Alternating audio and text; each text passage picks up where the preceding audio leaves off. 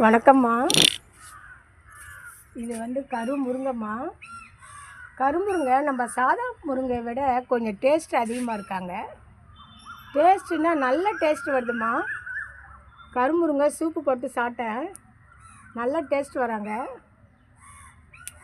மருத்துவ குணம் இதில் அதிகம் உண்டு கருமுருங்கையில். இங்கே பாருங்கள், ஸ்பெஷல் முருங்கைக்காய் கொடுத்துருக்காங்க நமக்கு. இதுதாம்மா ஸ்பெஷலு. பார்க்கவே மனசு சந்தோஷமாக இருக்குது. ஒரு பக்கம் 3, ஒரு பக்கம் 2ன்னு 5 காய் கொடுத்துருக்காங்க. இந்த கருமுருங்கையை நம்ம வச்சு ஒரு 2.5 மாதம் இருக்குமா. இவங்க சாதா முருங்கை விட கொஞ்சம் வளர்ச்சி அதிகம் இருப்பாங்க.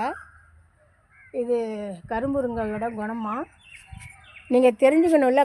கருமுருங்கைலாம் நமக்கு அக்கம் பக்கம் கிளை கிடைக்காது, நர்சரியில் வாங்கி தான் வைக்கணும் நம்ம. சரிங்களா? பார்த்துங்க. தேங்க்யூம்மா.